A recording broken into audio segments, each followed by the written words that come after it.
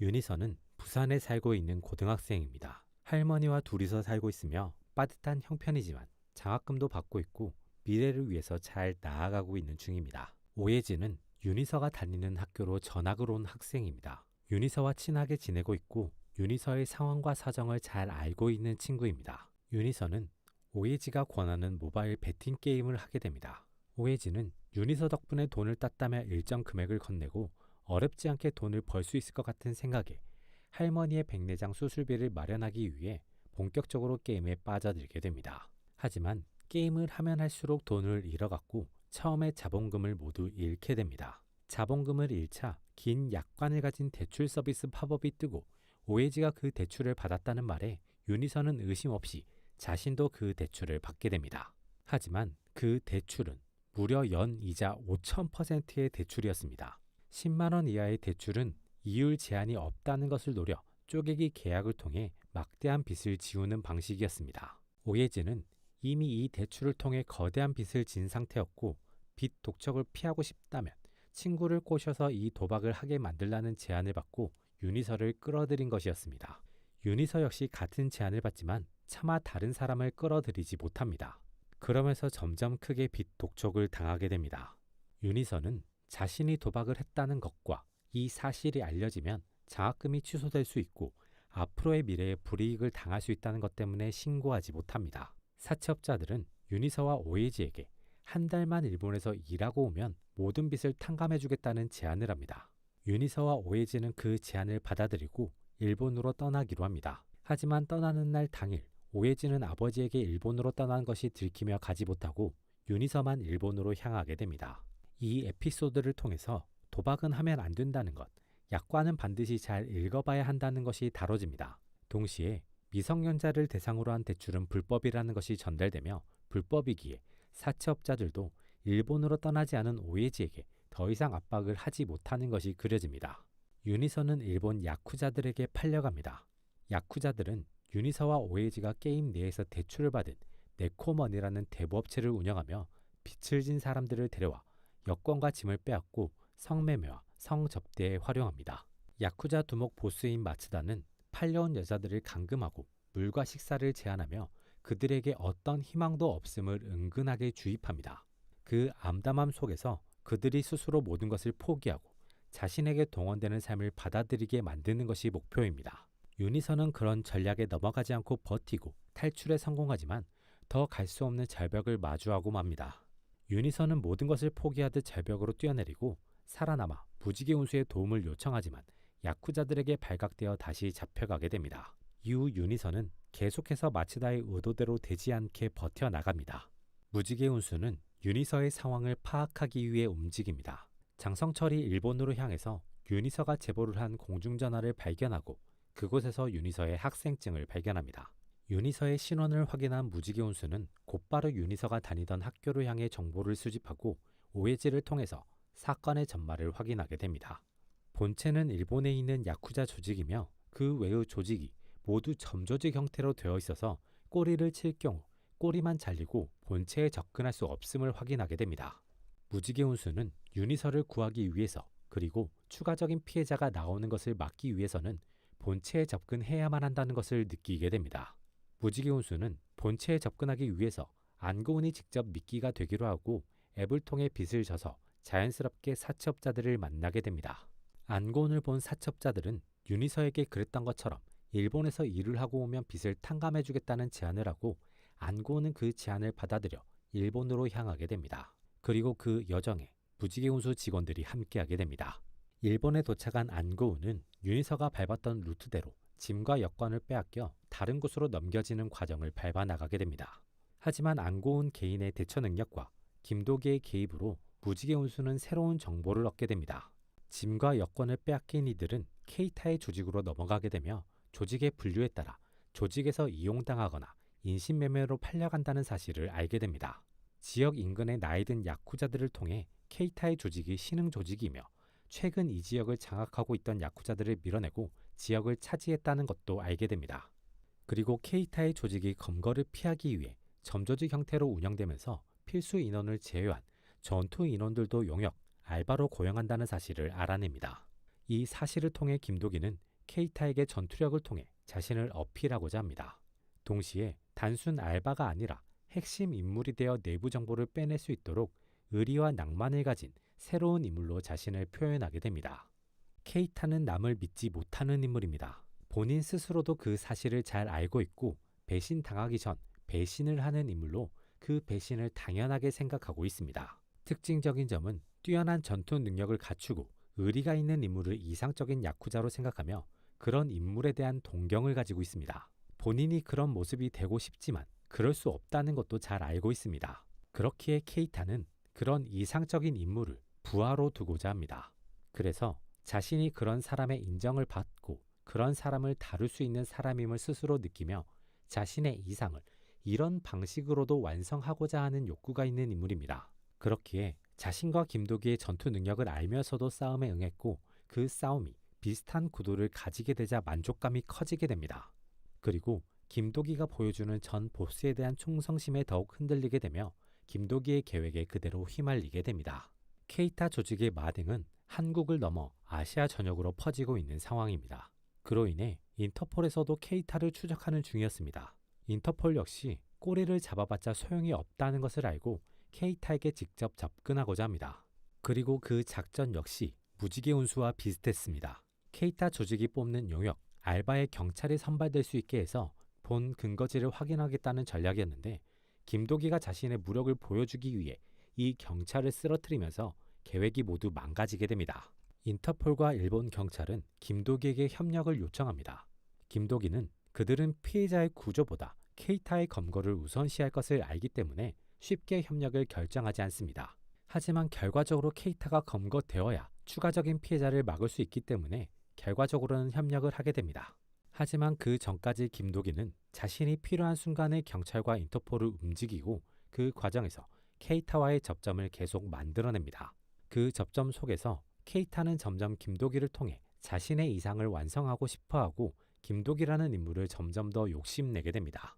김도기는 그러한 케이타의 욕망이 정점에 올라오기 전 알바를 하기로 하면서 새로운 흐름을 만들어냅니다. 김도기는 케이타 조직이 진행하는 인신매매 현장에 가드 알바를 하게 됩니다. 김도기와 무지개 운수는 케이타의 처벌보다 사람의 구조가 우선이기 때문에 인신매매 현장을 망가뜨리고 사람을 구하게 됩니다. 케이타는 자신의 계획이 망가졌음에 분노하고 배신자는 자신의 조직 구성원이 아니라 용병이라고 확신하며 새롭게 합류한 용병들을 살해하려고 합니다. 김도기는 그 상황에 케이타의 약점을 일부러 자극하고 본인의 강점을 어필합니다. 그리고 인신매매 현장을 망가뜨린 것은 케이타에게 원한을 가진 밀려난 야쿠자들이 한 것이라는 거짓 상황을 만들고 장성철과 주임지가 그 상황을 완성함으로써 김도기는 의심을 벗어납니다. 거기에 더해 장성철이 한 케이타를 향한 공격을 김도기가 막아줌으로써 김도기는 케이타의 생명의 은인이 됩니다. 이 사건을 바탕으로 케이타는 점점 더 김도기를 향한 욕망을 가지게 되고 부하가 아닌 의형제를 제안하게 됩니다. 김도기는 케이타의 마음이 정점에 도달했음을 느끼며 케이타의 제안을 받아들이고 케이타의 동생이자 부하가 되기로 약속합니다. 김도기는 자신이 케이타의 조직에 들어가는 날 직전의 상황을 바탕으로 밀려난 야쿠자들이 케이타의 조직을 습격하게 만들고 그 현장을 경찰이 덮치게 만듭니다. 그 과정에서 김도기는 또 한 번 케이타를 구하면서 더 큰 신뢰를 얻습니다. 케이타는 피신을 위해 김도기를 은신처로 데려가고 김도기는 케이타가 챙겨둔 비밀 열쇠를 은밀하게 훔쳐 비밀 금고를 여는 데 성공합니다. 케이타는 자신이 당했음을 느끼고 김도기를 공격하지만 전투력에서 상대가 되지 않았고 총을 쏘지만 빗나가며 결국 인터폴에 체포됩니다. 무지개 운수는 유니서를 비롯한 이들을 구출하는 데 성공하고 모두가 원래의 고향으로 돌아가게 됩니다. 유니서는 부산으로 돌아와 자신을 기다리던 오해지를 만나게 됩니다. 이번 에피소드에서는 느와르적 요소가 많이 들어갔습니다. 특히 김도기를 통해 느와르 장르에서 많이 보여주던 조폭들의 의리, 충성을 잘 보여주며 케이타를 통해 그런 느와르 장르에 대한 로망을 보여주는 느낌이 있습니다. 하지만 케이타 본인을 통해 그런 느와르가 허구이며 실제적인 조직은 돈밖에 모르는 악독한 범죄 집단이며 배신이 깔려 있음을 보여줍니다. 케이타나 조직원들이 가진 형편없는 전투 능력을 통해서도 느와르적 요소가 허구이며 그런 것에 도취되어서는 안 됨을 잘 보여줍니다. 동시에 피해자의 험난한 여정을 보여주며 이러한 범죄가 얼마나 악독한 것인지도 잘 보여주는 에피소드였습니다. 거기에 더해 친구라고 해도 본인이 우선일 수 있다는 것, 사이버 범죄가 쉽게 접할 수 있지만 악랄하다는 점도 잘 보여주는 에피소드였습니다. 이번 영상은 여기까지입니다. 재밌게 보셨길 바라며 구독과 좋아요 부탁드립니다. 장성철은 과거 무지개 운수에서 택시 기사를 했던 오만수를 오랜만에 만나게 됩니다. 오만수는 무지개 운수에서 열심히 일했고 돈을 모아서 개인 택시 면허를 구매하면서 무지개 운수를 퇴사한 아름다운 이별을 한 인물입니다. 오만수는 갑자기 현금으로 돈을 빌려달라는 부탁을 하고 장성철은 과거 오만수의 성실함을 알기 때문에 조건 없이 돈을 빌려주게 됩니다. 장성철은 개인 택시를 하면서 수입이 괜찮을 것으로 예상되는 오만수가 갑자기 돈을 빌리러 온 것, 그리고 밤에 대리운전을 하고 있는 것을 이상하게 생각하고 조사를 시작하게 됩니다. 그리고 얼마 지나지 않아 오만수는 갑자기 아내에게 이혼 이야기를 꺼냈고 사고가 나서 입원한 병원에서 투신하려고 하는 사건까지 만들어냅니다. 장성철은 오만수에게 자신이 도울 수 있음을 이야기하며 오만수에게 벌어진 사건에 대한 이야기를 듣게 됩니다. 노블레스 매매 상사는 다양한 물품을 판매하는 업체로 주력 상품은 중고차입니다. 특이점은 자본금이 거의 없고 담보, 대출 등의 금융 상품으로 운영을 하고 있다는 것입니다. 이러한 운영이 가능한 이유는 대표인 차병진이 사법고시를 패스한 변호사 출신이어서 법과 제도의 맹점을 자신에게 유리하게 이용했기 때문입니다. 노블레스 매매 상사는 기본적으로 정상적인 중고차도 판매하는 것으로 보입니다. 하지만 주 수입원은 계약서와 법을 이용한 사기입니다. 첫 번째는 개인 택시 면허 거래입니다. 음주운전 등의 이유로 면허가 취소되는 경우 적발과 취소 간의 시간차를 이용해 취소될 예정인 개인 택시 면허를 헐값에 사고 취소되기 전 판매하는 방식을 취합니다. 그리고 취소된 이후에는 자신들은 몰랐다는 식으로 발뺌을 하며 중개자가 알 수 없는 부분에서는 법적 책임을 피할 수 있는 부분을 교묘하게 이용하는 것입니다. 다음으로는 계약서를 이용한 사기입니다. 간인을 하지 않은 계약서에는 교묘하게 새로운 내용을 끼워 넣는 방식을 취합니다. 동시에 긴 약관을 통해 다른 계약과 기타 비용 청구를 끼워 넣어 폭리를 취합니다. 상대가 이 계약서를 파악하고 계약을 해지하거나 실행하지 않으려고 할 경우 물리적인 폭력을 가하고 상대의 가족을 이용한 협박을 통해 강제로 계약을 체결합니다. 그리고 제대로 신고되지 않은 침수차를 싼 값에 사들여 멀쩡한 중고차로 둔갑시켜 판매하고 계약서에는 환불 불가라는 조항을 넣는 방식도 활용합니다. 전반적으로 법을 기반으로 한 결과만 놓고 보면 겉보기에는 문제없는 방식의 사기를 친다는 것이 특징입니다. 차병진은 사법고시를 통과한 변호사였습니다. 하지만 음주운전 사고를 통해 변호사 면허가 취소된 인물입니다. 차병진은 자신의 업적과 캐릭터를 매우 중요하게 생각하는 인물인 것으로 보입니다. 그렇기에 변호사 자격이 취소되었음에도 사법고시 합격증을 자랑스럽게 걸어놓고 그것을 가짜라고 말하는 사람에게는 가차없는 모습을 보여줍니다. 동시에 자신이 법을 잘 아는 사람이고 법을 자신의 편으로 만들 수 있는 사람임을 과시하며 자신이 법적으로는 문제 없는 방식을 활용하기 때문에 스스로가 정당하고 옳다고 믿습니다.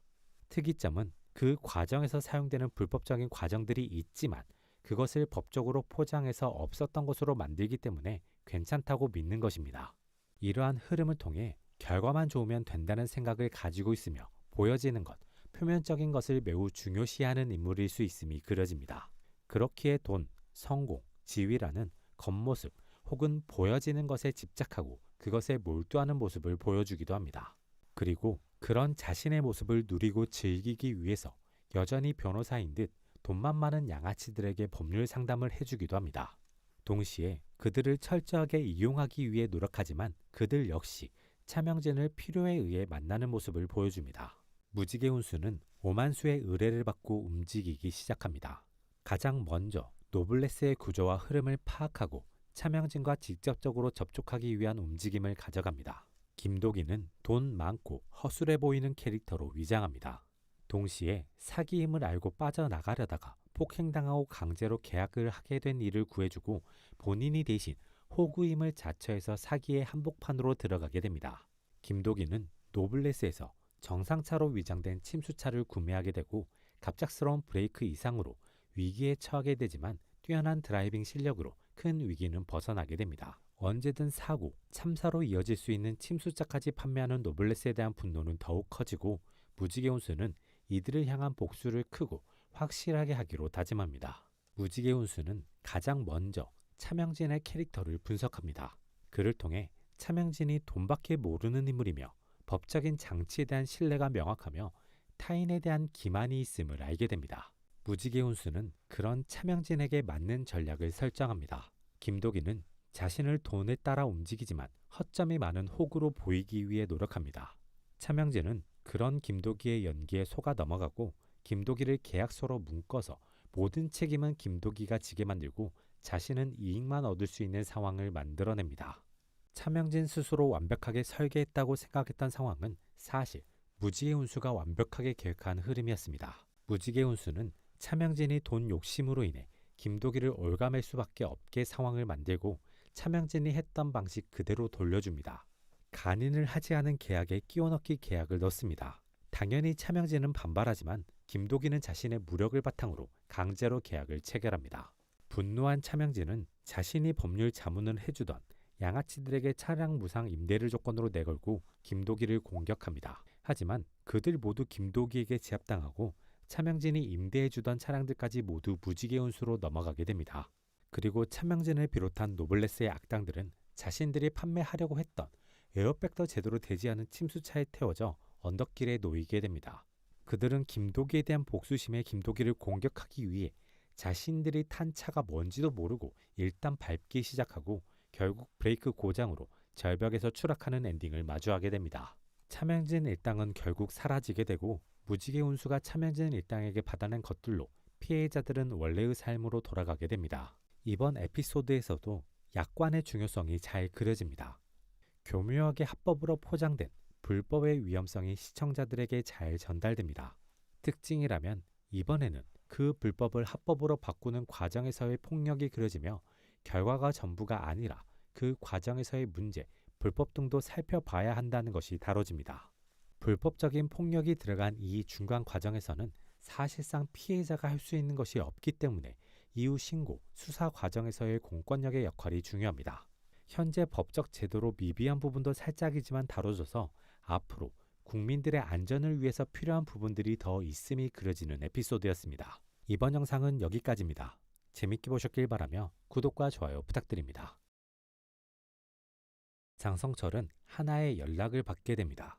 그 연락은 15년 전 장성철과 인연을 맺었던 박동수에게 온 연락입니다. 그 전화를 받은 장성철은 곧바로 박동수를 만나러 갑니다. 장성철은 박동수가 현재 치매를 앓고 있으며 특별한 보호자 없이 요양병원에서 지내고 있음을 알게 됩니다. 장성철은 미납된 박동수의 병원비를 모두 지불하고 박동수를 돌보며 무지개 운수 직원들에게 과거 이야기를 꺼내게 됩니다. 박동수는 아들 박민호를 홀로 키웠습니다. 박민호는 대학 배구 선수로 뛰어난 실력을 바탕으로 프로 진출을 앞두고 있었습니다.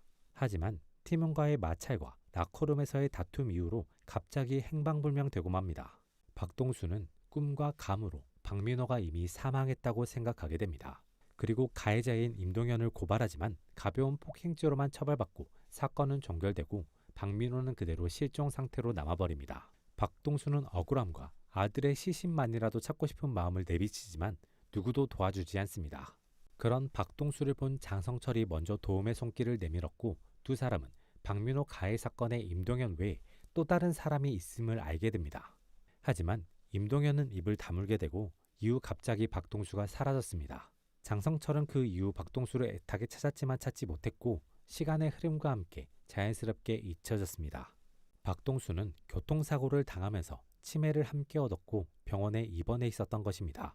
박동수는 과거의 기억 속에서 장성철에게 전화를 걸었고 장성철은 아직까지 박동수의 사건이 해결되지 않았음에 여전히 박동수가 그 과거에 살고 있음에 안타까워하게 됩니다. 무지개 운수는 장성철을 위해 박동수를 위해 사건을 조사하기 시작합니다. 시작점은 임동현입니다. 임동현은 현재 무지개 운수가 알고 있는 사건의 유일한 관계자이자 사건의 전말을 알고 있는 인물이기 때문입니다. 무지개 운수는 임동현이 현재 불법 도박을 즐기고 있다는 사실과 박민호가 외부적으로는 장기 실종 상태임을 이용해 임동현을 흔들기 시작합니다. 임동현이 겉모습과 다르게 유약한 면이 있으며 의존성이 있고 관계에서 약자라는 점을 이용합니다. 이러한 무지개 운수의 작전에 임동현은 제대로 걸려들게 됩니다. 이를 통해 무지개 운수는 임동현과 관련 있는 새로운 인물 조성욱을 발견하게 됩니다. 조성욱과 임동현은 과거 박민호와 같은 진광대학교 배구팀에 있었던 동기입니다. 현재 조성욱은 진광대학교 배구팀의 감독으로 있습니다. 학창시절 별다른 커리어가 없는 조성욱이 배구팀 감독으로 있다는 것, 조성욱과 임동현이 가불관계처럼 보인다는 것을 바탕으로 무지개 운수는 새로운 조사를 시작하게 됩니다. 무지개 운수는 조성욱을 조사하던 중 경기 중 수상한 사인이 있음을 확인합니다. 그리고 그 타이밍에 선수가 실책을 하거나 새로운 상황이 생김을 통해 조성욱과 선수가 결탁해 승부를 조작하고 있음을 알게 됩니다. 동시에 임동현의 헬스장 사장실에 비밀 공간이 있음을 알아냅니다. 무지개 운수는 최경구가 과거에 익혀둔 타짜 기술을 이용해 임동현에게 헬스장을 빼앗아냅니다. 그리고 임동현의 조급함을 이용해 비밀 공간을 찾아내는 데 성공하고 그 공간에서 불법 스포츠 도박 사이트가 운영되고 있음을 확인합니다. 임동현은 가장 배팅률이 낮아서 배당률이 가장 높은 항목을 조성욱에게 알려주고 조성욱은 그 항목에 베팅을 한 뒤 자신에게 협력하는 선수 정현태를 이용해 승부를 조작했던 것입니다. 이들은 이렇게 한 경기에 5억가량의 돈을 벌어왔습니다. 무지개 운수는 이들의 불법 도박을 망가뜨림과 동시에 이들이 감추고 있는 진실을 알아내기 위해 움직이기 시작합니다. 진광대학교 배구팀은 이번 시즌 마지막 경기를 앞둔 상태입니다. 조성욱과 임동현은 마지막 경기인 만큼 크게 해먹으려는 계획을 세워둔 상황입니다. 김도기는 해외 유명 배구 스카우터 로렌조 김으로 위장합니다. 그리고 자연스럽게 정현태에게 자신의 정보를 노출하고 정현태가 로렌조 김에 대한 정보를 스스로 찾아보게 만들어 기대와 신뢰를 가지게 만든 뒤 접근합니다. 김도기는 정현태가 실력이 있고 가능성이 있어서 해외 리그 진출 가능성이 있지만 실수가 많아서 아쉽다는 말을 하고 정현태는 마지막 경기를 실수 없이 마무리하겠다고 포부를 밝힙니다. 정현태는 자신이 해외로 진출할 수 있을 것이라는 기대를 가지고 조성욱의 지시를 무시하고 실수 없이 경기를 마무리하게 되고 팀은 승리하게 됩니다. 팀은 승리했지만 건 돈을 모두 날린 조성욱은 분노와 답답함, 막막함을 느끼게 됩니다. 그리고 그때 정현태가 갑자기 박민호의 이름을 꺼내고 관중석에서 박민호의 유니폼을 입은 사람을 발견하게 됩니다. 조성욱은 박민호의 모습에 당황하게 되고 지금까지 임동현이 자신에게 지속적으로 꺼낸 박민호에 대한 의문으로 인해 두려움, 혼란에 빠지게 됩니다. 조성욱은 곧바로 박민호의 시신을 안매장한 장소로 가서 시신을 직접 확인해서 박민호가 사망했다는 것, 그리고 자신의 눈앞에 등장한 인물은 가짜라는 것을 확인하며 안도합니다. 이때 김도기는 조성욱을 추적해서 박민호의 시신 안매장 장소를 알아내고 경찰에 신고합니다. 안고은은 경기 종료 직후 불법 도박 사이트를 신고해서 폐쇄 조치를 받아냅니다. 이 폐쇄 조치로 인해 감춰져 있던 또 다른 진실과 흑막이 드러나게 됩니다. 불법 도박 사이트가 폐쇄되자 사이트의 원래 주인인 청광진은 분노와 함께 상황 파악을 위해 조성욱에게 연락을 하게 됩니다. 그 시각 조성욱은 박민호로 인한 혼란으로 시신을 확인하기 위해 움직이고 있었으며 혼란 속에서도 이 전화를 끊으면 안 된다는 심리적 압박으로 전화를 이어가며 시신을 확인합니다. 이를 통해 청광진은 조성욱으로 인해 과거가 드러날 위기에 처해 있다는 것을 느끼면서 직접 움직이게 됩니다. 천광진은 조성욱과 임동현을 불러냅니다. 그리고 지금까지의 이야기를 전해 들은 뒤 자신의 정체와 자신의 과거가 드러나지 않게 두 사람을 각각 자살과 사고로 위장해 살해합니다. 그리고 자신의 과거가 완벽하게 묻히게 만들기 위해 박민호의 시신을 탈취해 처리하고 관련자인 박동수를 납치해 제거하려고 합니다. 박민호의 시신 탈취는 성공하지만 박동수의 납치는 김도기에 의해 실패로 돌아가고 맙니다. 천광진은 이 사건을 아는 인물이 박동수 외에 더 있음을 확인하게 되며 사건을 완벽하게 은폐하기 위해서는 김도기도 제거해야 함을 느끼며 새로운 계획을 세우게 됩니다. 천광진은 진광대학교 초대 이사장의 손자입니다. 어린 시절부터 사이코패스 기질이 있었으며 누군가를 상처 입히고 공격하는 것에 즐거움을 느끼던 인물입니다. 그런 천광진의 위험성을 느낀 할머니는 천광진을 사회로부터 고립시키려고 했지만 실패했고 천광진은 가족이 가진 재력을 바탕으로 자신만의 세상을 만들어 나갑니다. 그 시작점이 바로 승부조작입니다.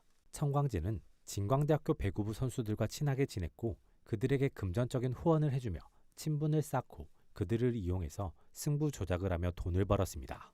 그때 이용한 선수가 조성욱과 임동현입니다. 박민호는 이 사실을 알게 됩니다. 청광재는 박민호까지 설득해서 더 크게 조작을 시도하려고 하지만 박민호가 거절하자 박민호를 제거할 계획을 세우게 됩니다. 청광재는 CCTV가 있는 곳에서 일부러 임동현 혼자서 박민호를 폭행하게 만들고 CCTV가 없는 외부에서 차량으로 박민호를 쳐서 사망하게 만듭니다.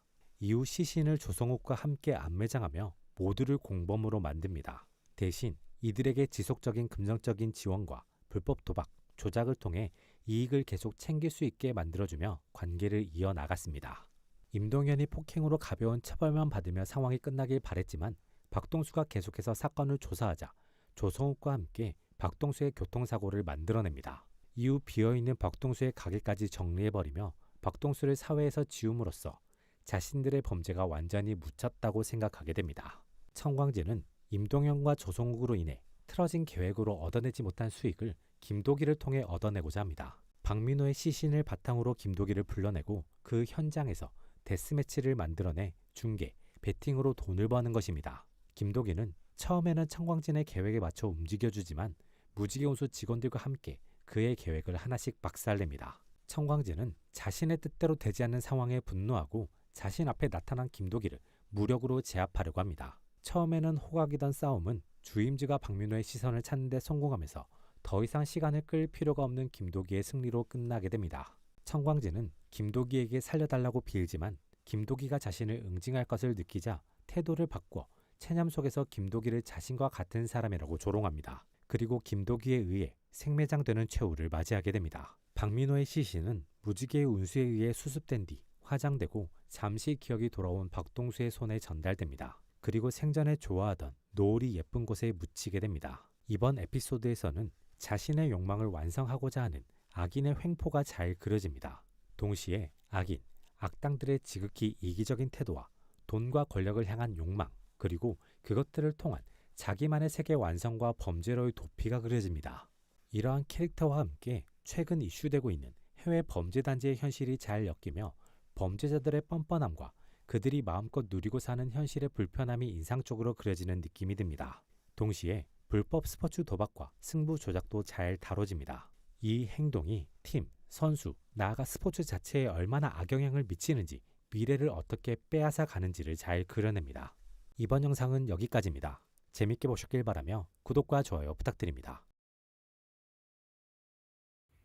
이번 영상은 넷플릭스를 통해 볼 수 있는 드라마 추천작 모범택시3의 9화, 10화의 줄거리, 캐릭터 등을 살펴보는 영상입니다. 재밌게 봐주시고 구독과 좋아요 부탁드립니다. 김도기는 정류장에서 무언가를 적고 있는 이로미를 손님으로 태우게 됩니다. 이로미와 김도기는 함께 노래를 들으면서 이동하고 이로미는 잠시 걷고 싶다며 다리 위에서 내려달라는 부탁을 하게 됩니다. 김도기는 이로미를 내려주고 차를 돌려 다른 곳으로 향하는데 아직 다리 위를 걷고 있어야 할 이로미가 보이지 않자 무언가를 느끼고 곧바로 차에서 내립니다. 그리고 다리에서 강으로 뛰어들어 이로미를 구해냅니다.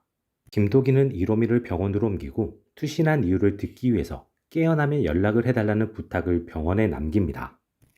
이로미는 깨어나기 무섭게 누군가에 의해 강제 퇴원하게 됩니다. 그리고 이로미 본인이 가기 싫어하는 곳에 가야 한다는 압박을 받고 거부하자 주차장에서 뺨을 맞기까지 합니다.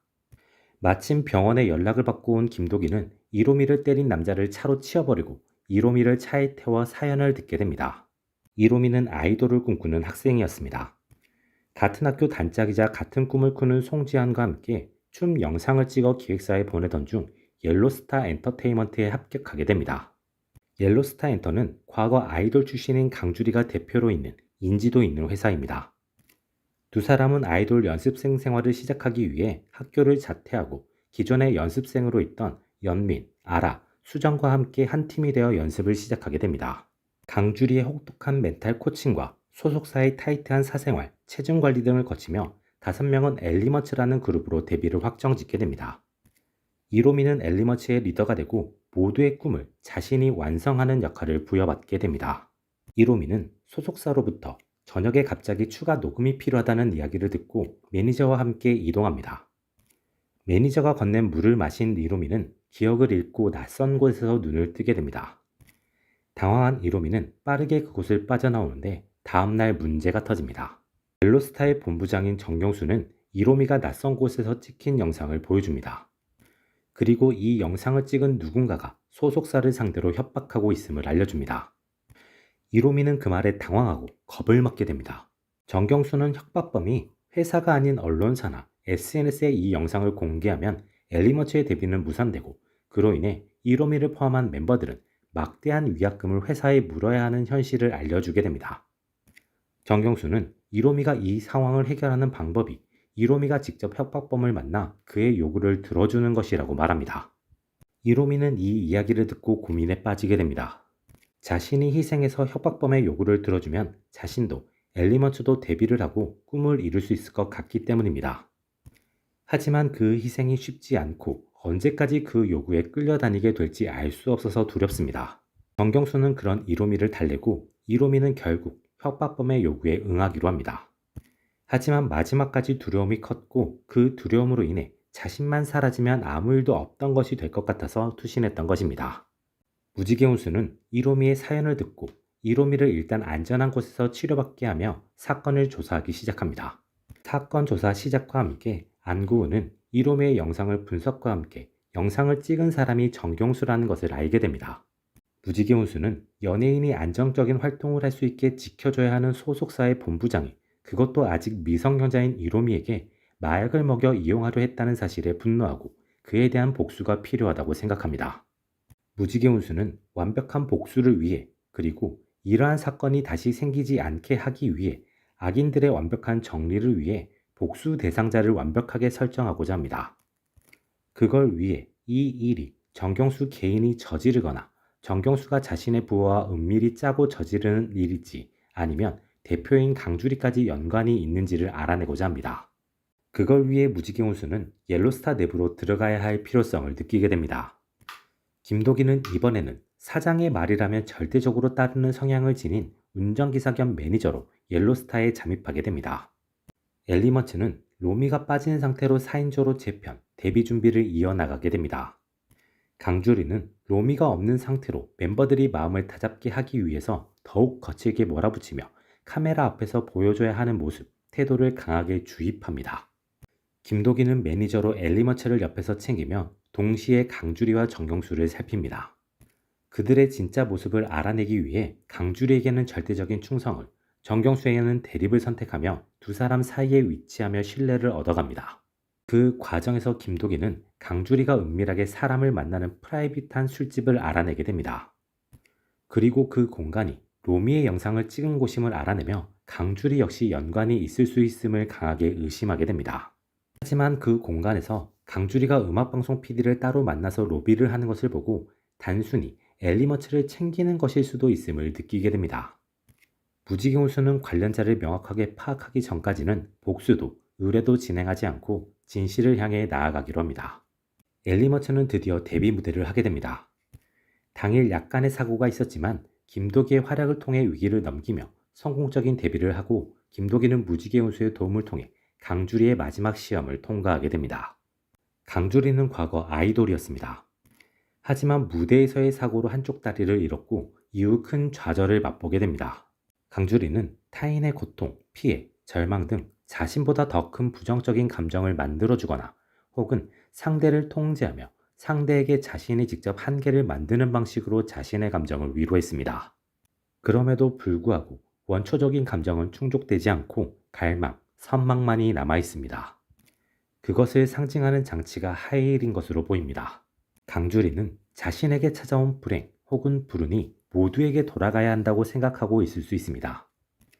그래야 자신만 불행 혹은 불운한 것이 아니라 모두에게 당연한 일상적인 것이기 때문입니다.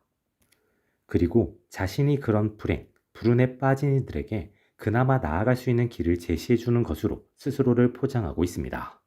김도기를 완전히 신뢰하게 된 강주리는 김도기와 함께 술집으로 향합니다. 그곳에서 김도기는 옐로스타의 진실을 마주하게 됩니다. 강주리는 여자 아이돌을 데뷔시킨 이후 유명세를 이용해 높은 값을 받고 성매매를 알선하고 있었습니다. 다른 멤버들과 위약금 등을 인질로 동시에 자신이 심어놓은 가스라이팅을 바탕으로 거부할 수 없게 만드는 것입니다. 이들의 실체를 확인한 무지개 운수는 이 사실을 로미에게 전달합니다. 그리고 이번에는 같은 멤버인 수정이 같은 수법으로 성매매 타깃이 되었음을 전달합니다. 로미는 무지개 운수에 정식으로 복수를 의뢰하게 되고 무지개 운수는 본격적으로 움직이게 됩니다. 무지개 운수는 진실을 파악하는 과정에서 녹음해둔 것을 생방송에 송출시킵니다. 동시에 다양한 언론사에 강주리의 목적과 그 목적에 동조하는 이들을 공개합니다. 언론은 일제히 강주리에 대한 기사를 써내고 강주리는 한순간에 기자들의 타깃이 됩니다. 강주리는 자신이 가지고 있는 핵심 정보만을 가지고 도주하려고 하지만 이미 기자들로 인해 모든 곳이 막혀서 갈 수 있는 곳이 없었습니다. 강주리는 자신의 명령이라면 뭐든 듣는 김도기를 불러서 탈출하려고 하지만 김도기가 본 모습을 드러내자 강주리는 절망하고 자신이 살던 아파트 옥상에서 추락해 사망하고 맙니다. 강주리에게 협력했던 PD는 방송국 내부 기기 사고로 사망하며 강주리와 같은 범죄를 저질렀던 본부장 정경수는 김도기에 의해 차량 사고로 사망하게 됩니다. 모든 악이 사라진 뒤 로미는 엘리먼츠에 복귀하게 되고 멤버들의 환대와 함께 새롭게 5인조로 재데뷔하여 아이돌 활동을 시작하게 됩니다. 이번 에피소드에서는 좌절을 경험했지만 사회적으로 성공한 인물 강주리가 그려졌습니다. 강주리가 성공을 위해 선택한 방법은 본인의 좌절보다 더 큰 좌절을 가진 인물을 만들어서 자신의 좌절을 평범한 것, 보통의 것으로 만들어 위안하는 방식이었습니다. 강주리라는 인물이 보여주는 파괴적인 방식은 힘을 가진 사람이 자신의 힘의 영향력 아래에 있는 타인을 망가뜨리려고 마음먹었을 때, 상대를 온전히 컨트롤하고자 할 때 얼마나 위협적이고 무서울 수 있는지를 잘 보여줍니다. 이를 통해 사회적인 갑질은 물론 그것을 넘어선 가스라이팅의 위험성을 잘 보여주는 에피소드였습니다. 특히 극에서는 꿈, 동료, 돈으로 압박을 받으며 선택을 강요받는 피해자의 모습이 그려지며 이러한 위험성이 더욱더 잘 그려졌습니다. 동시에 가해자들이 자신에게 최면을 걸릴 스스로를 정당화하는 명분 역시 잘 그려지며 범죄자들의 뻔뻔함도 잘 그려낸 에피소드였습니다. 이번 영상은 여기까지입니다. 재밌게 보셨길 바라며 구독과 좋아요 부탁드립니다.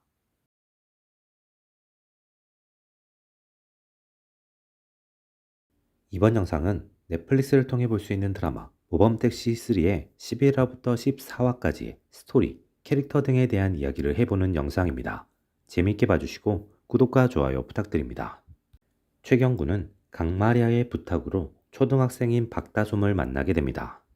박다솜은 강마리아의 보육원 동생으로 현재는 입양되어서 새로운 가족과 행복한 시간을 보내고 있습니다. 박다솜의 양아버지가 사고로 부상을 입었고 병원에서 몸을 따뜻하게 해야 한다는 이야기를 들은 박다솜은 고가의 장갑을 중고거래로 구매합니다. 하지만 박다솜이 산 장갑은 사기꾼이 올린 가짜 매물이었고 박다솜은 제대로 된 물건을 받지 못하고 오랜 시간 모은 돈을 잃게 됩니다. 강마리아는 박다솜의 사건을 전해 듣고 최경구에게 해결해달라고 부탁을 했고 최경구는 박다솜의 예쁜 마음을 지켜주기 위해 사기꾼을 찾아 나섰지만 역으로 사기를 당하고 맙니다. 최경구는 이 사실을 무지개 운수에 알리고 무지개 운수는 이 사기꾼들을 잡기 위해 나서게 됩니다. 무지개 운수는 박다솜에게 택배를 보낸 주소를 통해 범인으로 의심되는 인물 유민정의 주소지로 향하게 됩니다. 그리고 유민정이 스스로 목숨을 끊으려고 하는 상황을 발견하고 그녀를 구출합니다. 이후 무지개 운수는 유민정 역시 피해자임을 알게 됩니다. 유민정은 임산부로 중고 거래를 통해 육아용품을 마련하려고 했다가 사기를 당하게 됩니다. 사기꾼에게 분노한 유민정은 사기꾼의 행각을 여기저기 알리고 적극적으로 신고를 합니다. 사기꾼은 그에 분노하며 유민정을 다양한 방식으로 괴롭혔고 그 결과 유민정은 스트레스로 유산까지 하게 됩니다. 무지개 운수는 악랄한 가해자의 행동에 분노하며 이 사건을 반드시 해결하기로 마음먹습니다. 무지개 운수는 사기꾼들이 돈이 되는 물건이면 무조건 팔려고 할 것임을 이용해서 시중에 없는 물건을 가상으로 만들고 그 물건을 플랫폼 내에서 이슈화시킵니다. 사기꾼 일당은 무지개 운수가 만든 가짜 사이트에서 물건을 구매 후 중고를 내놓는 방식으로 사기를 시작합니다. 무지개 운수는 상대의 위치를 파악하는 데 성공하고 안고은은 직접 사기꾼들 틈으로 들어가 그들의 실체를 파악하게 됩니다. 사기꾼들은 일명 총책이라고 불리는 관리자를 두고 자신들이 하는 일이 사기임을 알면서도 고액을 받을 수 있음에 몰려온 알바생들을 통해 점조직 형태로 운영되고 있었습니다. 무지개 운수는 그들이 범죄자이기 때문에 그들이 당한 피해는 신고할 수 없다는 것, 총책이 자신이 하는 일이 망가지면 어떤 식으로든 복수를 해올 것임을 알기 때문에 총책에게 사기를 칩니다. 분노한 총책은 안고은을 상대로 유민정에게 했던 방식대로 복수를 진행하지만 안고은에게 계속 조롱만 당하고 역으로 밀리게 됩니다. 총책은 자신이 안고은을 어떤 방식으로든 이길 수 있다고 판단, 전기 충격기를 들고 물리적인 반격에 나서지만 역으로 당하고 김도기에게 아지트를 들키게 됩니다. 김도기는 총책 김우종을 추궁하다가 새로운 사실을 알게 됩니다. 피싱, 사기 등의 범죄를 설계하고 설계한 범죄를 판매하는 조직이 있다는 것입니다. 김우종은 돈만 있으면 쉽게 일을 시작할 수 있으며 이 일로 큰 돈을 벌 수 있다고 김도기를 회유합니다. 그리고 자신이 이번 상황을 해결하기 위해 AS를 신청했으며 다시 일을 시작할 수 있다고 큰 소리를 칩니다. 김우종은 때마침 도착한 택배 박스를 열며 기뻐하는데 그 박스는 배터리를 이용한 폭탄이었고 김우종은 그 폭발로 사망하고 맙니다.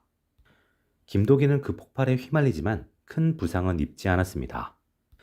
대신 그 택배 박스를 배달한 수상한 화러차를 발견하게 됩니다. 무지개 운수는 김도기가 발견한 화러차와 김우종이 남긴 말과 과거 행적을 통해 사몽도라는 수상한 섬을 발견하게 됩니다. 무지개 운수는 이 섬에서 무언가가 이루어지고 있을 가능성을 생각하며 섬으로의 잠입을 결정하게 됩니다. 김도기와 장성철은 모범 택시를 임대해서 낚시 여행을 온 사람으로 위장하여 사몽도로 향하게 됩니다. 그리고 도착하자마자 이상한 상황들을 마주합니다. 섬에 있는 모두가 마치 두 사람을 쫓아내려고 하려는 듯 불친절하며 자신들의 일거수일투족을 알고 있다는 것입니다. 거기에 더해 누구에게나 개방되어 있는 것이 보통인 절까지 외부인의 출입을 막고 외부인이 들어오면 경찰에 신고까지 하며 신고받은 경찰이 심각하게 부정적인 태도를 보입니다. 여기서 끝이 아닙니다. 두 사람이 잡은 숙소에 섬 사람이 먼저 들어와 있는 상황까지 발생하며 김도기와 장성철은 이곳이 일반적인 곳이 아님을 느낍니다. 김도기는 낮에 잠시 봤던 절 내부의 연등이 단순히 축원을 위한 것이 아니라 범죄를 위한 거대 장부 같다는 느낌을 받습니다. 그 느낌은 이곳 사람들이 보여주는 태도와 겹쳐 더 큰 의심으로 자리 잡지만 저를 수색할 수 있는 명분도 방법도 없어서 곤란해합니다. 그때 섬의 주요 인물들이 섬 밖으로 나가는 것을 확인한 김도기와 장성철은 새로운 계획을 세우게 됩니다. 김도기는 혼자서 저를 수색하고 장성철은 섬에 남아있는 경찰인 김철민을 마킹하는 것입니다. 그리고 육지에 남아있던 안고은이 화러차를 운전하는 최철웅을 주임지가 고성혁을 마크하기로 합니다. 김도기는 저를 수색하면서 몇 가지의 사실을 알아냅니다. 섬 곳곳에 CCTV와 도청장치가 설치되어 있고 절에서 그 모든 것을 확인할 수 있다는 것입니다. 그리고 연등이 김도기의 예상처럼 장부라는 것, 이곳의 리더격인 고성혁이 검사 출신이라는 것을 알아내게 됩니다. 이후 도착한 절의 승인 주석봉을 떠보며 김도기는 이곳이 설계된 범죄를 판매하는 곳임을 확신하게 됩니다. 하지만 김도기에게 문제가 생깁니다. 각자 흩어져서 사몽도 관련 인물을 마킹하던 무지개 운수 멤버들이 발각되며 약에 취한 상태로 죽음의 위기로 내몰린 것입니다. 김도기는 위기를 극복하기 위해 임기응변으로 자신이 이곳에 범죄를 구매하기 위해 온 것이며 자신이 다른 이들을 이끄는 리더이며 사몽도파가 진짜 제대로 된 조직인지를 알아보기 위해 미행을 붙였다고 꾸며냅니다. 김도기의 이야기는 일단은 고성혁에게 먹히게 되고 무지개 운수는 일단의 위기를 넘기게 됩니다. 다시 모인 무지개 운수는 앞으로의 계획을 상의하는데 그때 섬에 숨어있던 또 다른 인물인 봉욱을 만나게 됩니다. 봉욱은 사몽도파의 수상함을 취재하기 위해 선배인 신경수와 함께 이 섬에 왔었습니다. 하지만 사몽도파에게 기자임이 발각되어 그들의 방식으로 살해당했으나 신경수는 사망하고 본인은 신경수가 준 도구를 활용해 생존에 성공했습니다. 그로 인해 신경수에 대한 미안함과 고마움 그리고 사몽도파를 향한 복수심을 가지고 있었으며 기자답게 진실을 밝히고 싶은 열망이 있습니다. 무지개 운수는 봉욱이 지금까지 알아낸 정보와 자신들의 경험을 통해 새로운 계획을 세우게 됩니다. 그리고 그 과정에서 마침 사업장을 늘려야 하는 사몽도파의 욕구와 김도기의 센스가 맞물리며 고성혁은 김도기를 신뢰하게 됩니다. 고성혁은 검사 시절 자신이 잡아놓은 범죄자들이 자신보다 더 잘 사는 현실에 분노합니다. 현실을 바로잡기보다 자신도 잘 살기 위해 범죄자가 되는 길을 선택했고 자신과 함께 범죄를 저지를 인물들을 포섭합니다. 후원 사기를 치는 가짜 종교인 무리였던 주석봉과 지대한, 타짜 겸 불법 도박꾼 여예림, 용병이자 살인 청부업자였던 최철웅이 그들입니다. 이들은 사몽도에 자리를 잡고 범죄 설계를 해서 팔며 검사 인맥을 통해 불법 요소와 검거의 위험에서 벗어납니다. 동시에 방해된 인물들은 최철웅을 통해 살해하고 시신을 북한 쪽으로 떠내려보는 방식으로 수사를 피해왔습니다. 무지개 운수는 사몽도파를 각기격파하기로 합니다. 이들이 연합을 하고 있지만 각자가 가진 욕망, 욕심이 있음을 이용해서 이들을 따로 떨어뜨려 놓고 그 사이 안고은이 서버를 잡고 이들의 범죄를 뿌리 뽑는 데 성공합니다. 뒤늦게 상황을 파악한 사몽도파는 반격에 나서게 되고 방탄유리로 보호받는 김도기는 1차적인 위협에서는 벗어나지만 섬이라는 특수한 지형으로 인해 위기에 빠지게 됩니다. 이 위기는 혹시 모르는 상황을 대비해 박진원이 만들어 놓은 EMP 폭탄으로 해결됩니다. 사몽도파 역시 대부분 죽음으로 아웃되고 이들로 인해 피해봤던 이들은 무지개 운수로 인해 도움을 받으며 일상으로 돌아가게 됩니다. 기자인 봉욱은 자신의 채널을 통해 사몽도파의 진실과 그들의 협력했던 이들을 고발하게 됩니다. 결과적으로 사몽도파는 모두 죽거나 와해되면서 소멸됩니다. 사몽도파에게 범죄 계획을 사서 운영 중인 이들 역시 안고은이 보낸 해킹 코드로 인해 불법 사업 자체가 마비되고 이후에 사몽도파의 AS를 받을 수 없게 되면서 추가적인 범죄 행위도 막히게 되는 엔딩입니다. 이번 에피소드에서 인상적인 점은 최근 이슈된 범죄단지와의 연계성입니다. 가담하는 이들이 모르는 상태로 납치되어 소모품처럼 사용되는 상황도 있지만 범죄라는 것을 알면서 고액을 벌 수 있다는 유혹에 넘어가서 합류하는 상황들도 있음이 다뤄집니다. 동시에 그들이 돈을 벌기 위해 그들의 악행으로 인해 상처받고 피해받는 이들을 인상적으로 그려내면서 범죄자들의 뻔뻔함을 인상적으로 그려냅니다. 이번 에피소드에서는 범죄자들의 직업도 인상적입니다. 욕망에 취해 재범을 저지르는 범죄자들의 뻔뻔함과 변하지 않음과 함께 검사가 현실을 바꾸기보다 현실에 굴복하는 것을 넘어서 타락을 선택하는 것이 인상적으로 그려집니다. 동시에 경찰 공무원을 준비하면서 범죄에 가담하는 알바생들도 인상적으로 그려집니다. 이와 대비되는 올바름을 위해 노력하는 기자와 소시민들, 그리고 무지개 운수와 그들의 처절한 상황과 위기 등을 그려내며 그들을 지켜주지 못하는 현실도 인상적으로 그려냅니다. 이번 영상은 여기까지입니다. 재밌게 보셨길 바라며 구독과 좋아요 부탁드립니다. 이번 영상은 넷플릭스를 통해 볼 수 있는 드라마 모범택시3의 15화, 16화의 스토리를 비롯한 다양한 이야기를 해보는 영상입니다. 재밌게 봐주시고 구독과 좋아요 부탁드립니다. 김도기에게 과거 특수부대 제자인 박재원이 찾아오게 됩니다. 김도기는 박재원을 반갑게 맞이하고 함께 식사를 하러 가던 중 충격적인 이야기를 듣게 됩니다. 박재원과 마찬가지로 김도기의 제자였고 뛰어난 능력을 갖췄던 군인 유선아가 사망했다는 것입니다. 군은 유선아가 작전 중에 물자를 몰래 빼돌려 북한으로 넘어가려다가 사망했다고 결론 내리며 유선아를 병장으로 강등시킵니다. 박재원은 유선아가 그럴 리 없다고 생각하며 재조사를 요구하기 위한 서명을 받기 위해 김도기를 찾아왔던 것입니다. 김도기는 유선아의 죽음에 숨겨진 비밀이 있고 군이 그것을 적극적으로 은폐하고 있다고 생각하게 됩니다. 그래서 김도기는 무지개 운수에는 비밀로 하고 자신이 아는 군 인맥을 이용해서 재입대해 비밀리에 유선아의 죽음을 파헤치게 됩니다. 무지개 운수는 갑자기 사라진 김도기로 인해 당황하게 됩니다. 안고은은 김도기가 놔두고 간 차량과 핸드폰을 통해 김도기의 마지막 동선을 확인하고 김도기가 어떤 일에 휘말렸음을 느끼게 됩니다. 무지개 운수 역시 그렇게 생각하지만 어디로 갔는지 어떤 일인지 알 수 없기 때문에 기본적인 조사만 하고 김도기를 기다리게 됩니다. 그때 김도기에게서 삐삐 연락이 오게 되고 무지개 운수는 유선아가 속했던 2820 특수 임무부대로 향하게 됩니다. 박진원은 서류를 조작해서 재입대하는 방식으로 장성철과 김고은은 가짜 군인 행세로 최경구는 황금마차 사장으로 부대에 진입하게 됩니다. 하지만 얼마 지나지 않아 가짜 힘이 발각되며 위기에 처하고 맙니다. 김도기는 대위로 복귀해 박재원과 함께 천연기념물 조사단이라는 위장임으로 280이 특수임무부대로 파견됩니다. 그리고 겉으로는 새를 찾아다니는 척하며 사건의 진상을 조사하게 됩니다. 김도기는 유선아의 동선에 의문을 품게 됩니다. 그리고 직접 그 동선을 따라가며 의문을 풀어내는 데 성공합니다. 유선아는 그 동선을 계획하거나 따라간 것이 아니라 그 동선으로 움직일 수밖에 없었던 것입니다.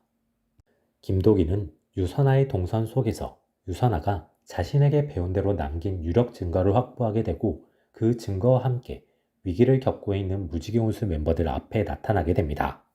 동시에 자신 뒤에 있는 소장 조상훈을 통해 2082 특수임무부대대장 대령 김태현을 무력화하며 무지개운수와 함께 본격적으로 사건을 조사하게 됩니다. 2802 특수임무부대는 북한군의 공격에 대응한 전술작전 훈련을 진행합니다. 훈련 직전 유선아는 박재원과 통화를 하게 됩니다. 박재원은 자신이 속한 포병부대의 포격 위치가 B24구역으로 갑자기 변했다는 이야기를 전합니다. 유선아는 훈련의 디테일한 부분이 변경되며 그럴 수도 있다고 생각하며 자신의 작전 내용을 기다리게 됩니다. 유선아는 작전을 위해 핸드폰을 반납한 이후 자신이 수행해야 하는 작전 내용을 듣게 됩니다. 부대원을 이끌고 B24 지역으로 향해서 작전용 방탄조끼를 입은 뒤 추가 명령을 기다리는 것입니다. 유선아는 박재원으로부터 들은 내용이 떠올라서 의아함을 느끼게 되고 박재원에게 공중전화로 연락을 시도해보지만 실패합니다. 그리고 밤에 몰래 이동하는 김태현과 대위인 이영욱을 추적해 이 작전의 실체를 알게 됩니다. 김태현의 목적은 유선아와 부대원들을 죽이는 것입니다. 포병부대의 포격으로도 죽지만 혹시라도 살아남을 수 있기 때문에 방탄조끼에 폭탄을 설치해 모든 부대원들을 확실하게 사살하는 것이 목표입니다. 이것을 알아차린 유선아는 이 상황을 어떻게 해결해야 할지 고민에 빠지게 됩니다. 하지만 고민을 끝내지 못하고 작전 당일이 되자 유선아는 병사들을 작전 지역에 도착하기 전 트럭에서 하차시켜서 부대로 복귀시킵니다. 그리고 홀로 작전 지역에 가서 폭탄이 든 조끼를 회수해 고발하려고 하지만 김태현에 의해 포위되어 폭탄과 함께 폭사하게 됩니다. 유선아의 죽음에 대한 진실을 알게 된 무지개운수는 이 사건의 배후와 목적을 알고자 합니다. 이걸 위해 유선아가 찍은 영상을 미끼로 상대를 끌어내는 시도를 하고 성공합니다. 이 사건의 배후에 있는 인물은 김도기가 의심했던 오원상입니다. 오원상은 중장이었으나 성추행으로 불명예 전역을 한 인물입니다. 그럼에도 불구하고 여전히 군에 영향력을 미치고 있으며 이번 작전까지 진두지휘하고 있었습니다. 무지개운수는 이 작전의 목적을 알아내기 위해 오원상에 대한 조사를 시작합니다. 그리고 오원상이 패스트푸드점에서 현직 군인과 모의하는 것을 확인하며 오원상의 목적을 알아내게 됩니다. 오원상의 목적은 국가를 위한다는 명분으로 진행하는, 실제적으로는 자신과 자신이 추종하는 세력이 권력을 잡게 만들기 위한 쿠데타입니다. 병사를 희생하고 그것을 북한이 한 것으로 꾸며 전쟁 위기 상황을 만들어 군이 나설 수 있는 상황을 만들고자 한 것입니다. 유선화로 인해 1차 계획이 실패했지만 재차 계획을 실행하게 됩니다. 무지개운수는 이 상황을 파악하고 작전 일자를 알아내는 데 성공합니다. 무지개운수는 조상훈의 힘을 바탕으로 작전 지역을 민간인이 출입할 수 있게 바꾸고 그곳에서 게릴라 콘서트를 열어버립니다. 이를 통해 군부대가 작전을 진행할 수 없게 되지만 오원상은 민간인의 희생이 있더라도 자신의 계획을 실행하기 위해 원격으로 포를 발사시키기까지 합니다. 하지만 무지개운수가 포를 불꽃으로 미리 바꿔둔 덕분에 현장은 축제 분위기가 됩니다. 오원상과 함께 쿠데타를 일으킨 이들은 모두 체포됩니다. 오원상은 체포되기 직전 도주하지만 무지개운수에게 포위됩니다. 오원상은 자신이 가지고 있던 권총으로 끝까지 저항합니다. 그 과정에서 안고은과 김도기가 총에 맞는 상황이 발생하고 김도기는 다른 이들을 지키기 위해 오원상과 함께 절벽에서 추락, 호수로 떨어지게 됩니다. 오원상은 현장에서 사망하고 김도기는 부상 후 회복해서 무지개 운수로 복귀합니다. 무지개 운수는 여전히 악인들을 상대하는데 이전과 달리 의뢰를 받고 움직이는 것이 아니라 먼저 범죄자를 찾아다니는 시스템으로 변화한 듯 보입니다. 이번 에피소드에서는 권력자들의 탐욕이 잘 보여집니다. 범죄를 저지르며 물러난 인물이 자신의 잘못은 덮고 국가를 위한다는 명분으로 사리사욕을 채우는 모습과 그를 추종하는 이들이 잘 그려집니다. 특히 자신이 권력을 얻기 위해, 성과를 얻기 위해 타인의 목숨을 거리낌 없이 도구로 활용하는 점도 인상적으로 그려집니다. 이러한 요소를 통해 국민을 챙기지 않고 국가를 위한다는 그림이 그려지며 그들이 내세우는 명분은 명분에 불과함이 잘 그려집니다. 이번 영상은 여기까지입니다. 재밌게 보셨길 바라며 구독과 좋아요 부탁드립니다.